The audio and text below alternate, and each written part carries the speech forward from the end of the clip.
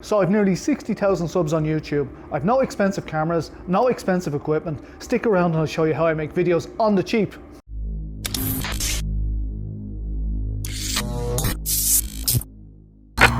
So look, this is how I do my videos, and this is, what I see when I'm looking at the camera.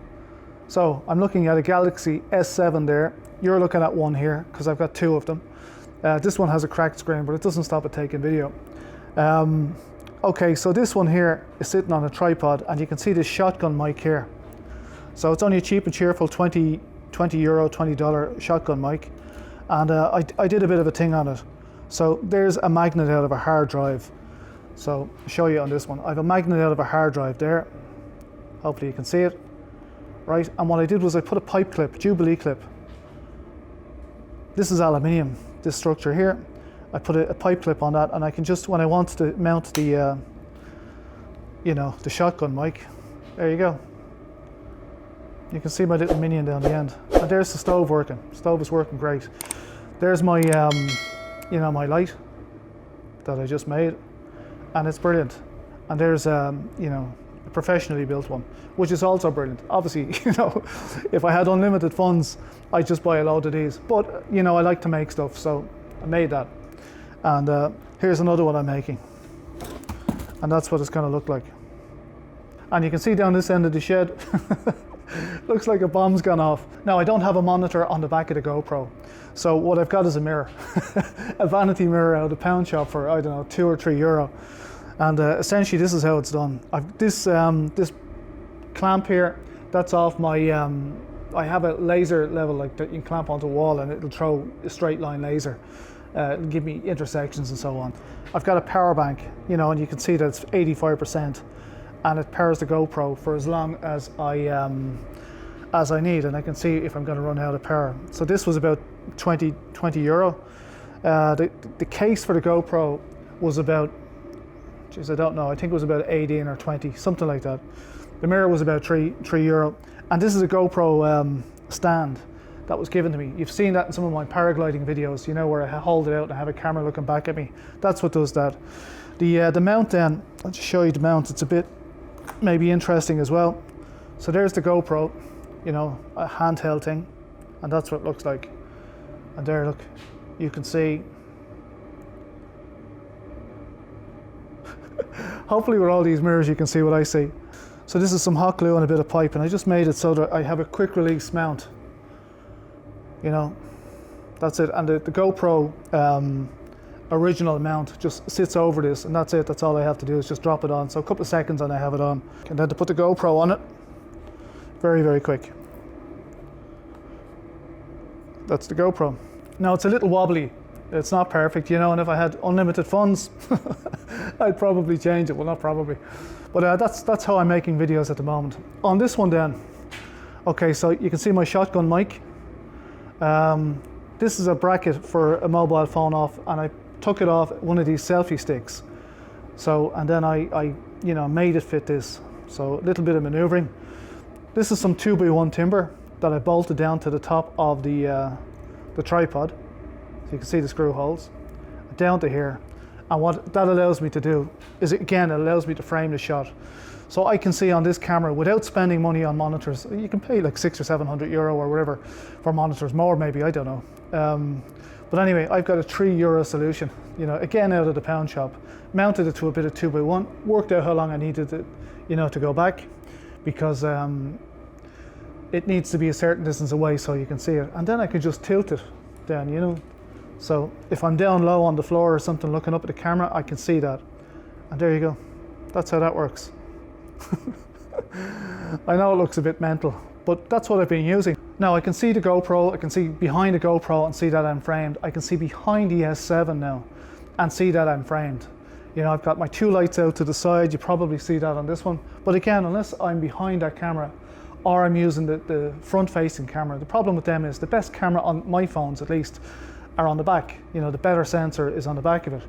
So, ideal if you're doing, if you have more modern phone, maybe I don't know, 24 megapixel front-facing camera, something like that. But on my one, I don't know what these are, but in the 20s probably. And the better sensor, as I said, is on the back. So that's why I'm looking into mirrors to see that I'm framed. But you only need to do that once or twice, and then you know you're in the frame. Doesn't always work out. So anyway, as I said, if I'm just showing something, you know, I can see that can of paint is in shot. Same on this one, you know, and back here I'm in shot, whereas there, you know, you're not seeing the whole can. And I can see that with just a mirror. Simple. So there you go. Some of my secrets revealed. Now for microphones, I've showed you the Takstar microphone, about $20. They're all right. You know, I find with microphones, you can listen to this one now. I need to be about there to get the best sound out of it. So I'm not sure what you're hearing, if you're picking up a load of echo on this, or if it is truly directional. The best mic I've got at the minute is the one that's closest to you, because you can drown out some of the background noise, you know, just by turning up and down the gain. I'm going to show you that setup now. So look, these are €6.50, something like that, $6.50, less than a 10 anyway. Just ordinary lav mics. I've lost a little clip of this, or I broke it or something, I can't remember. And this is a TRRS connection on that for a mobile phone. And I've actually got one of those connected to me at the moment, you can see it here. But now, a load of the guys use these Zoom microphones. Again, here we go on the cheap. So just to keep things at a budget, I've got another mobile phone. Okay, so it turns out mobile phones, you can see it here, this is for recording my audio. And let me just open this. And there you go, look, if you can see it, I'm recording sound on that. Okay, and the reason I'm recording sound on that is because you know, I can turn up and down the gain with RecForge, RecForge is the name of the program. I'll put it up here somewhere.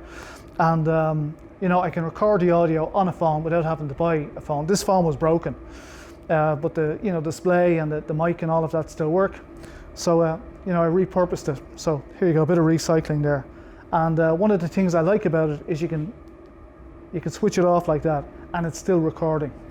So I just literally wire into the mic into the phone, and then I just put the phone in my pocket, put the wire away, and that's it. I'm recording locally. So what I'll do is I'll clap, and I'll go to the PC. You know, I use Adobe Premiere Pro, and in Premiere Pro you can see the waveform. So I can see the 5 or 6 claps, whatever. And then I just line up all the videos. So at the moment I'm using 3 cameras. The GoPro Hero 7, and this is the audio from the Hero 7. The Galaxy S7, my main phone, actually it is my main phone. So you can hear the audio from that, 1, 2, 3, 4, 5. That's my S7 with the Takstar mic directly plugged into the back of it. So here's my S7 still recording, and you can hear the audio from that. And the problem with the waste oil heater is they're fantastic, but it sounds like, you can hear it, Now it's nice to be warm in the shed. In fact, it's great to be warm in the shed.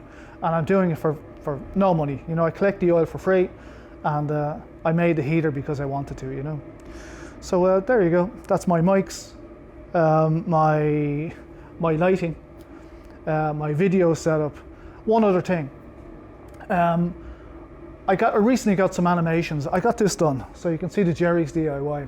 So I got a girl, I don't know where she was, Italy or somewhere, on Fiverr, Fiverr.com. Lots of you will know it. I'll put a link somewhere. Fiverr.com anyway. I went on Fiverr, checked out some logos, found somebody I thought, oh yeah, that's okay.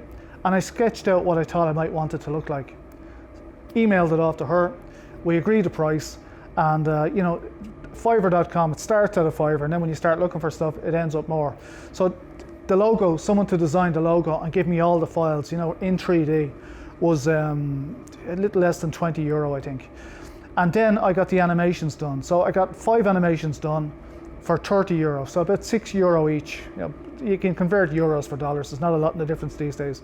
So about €6 each for the animations. And you've seen the animations at the start of some of my videos, and there'll be a different animation at the start of this one. So yeah, so about $6 each, 5 of them, about €30 or something like that. And so I've spent €50 between that and the animations, and it makes a bit of a difference.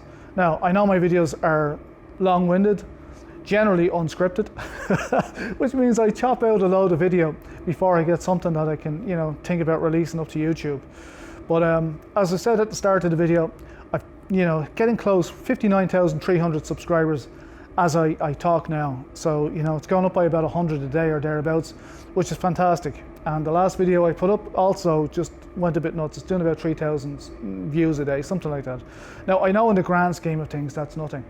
But the channel is growing, and thanks very much to everybody who subscribes and anybody who looks. You know, I'm hard to take even in small measures. But listen, I really appreciate the views.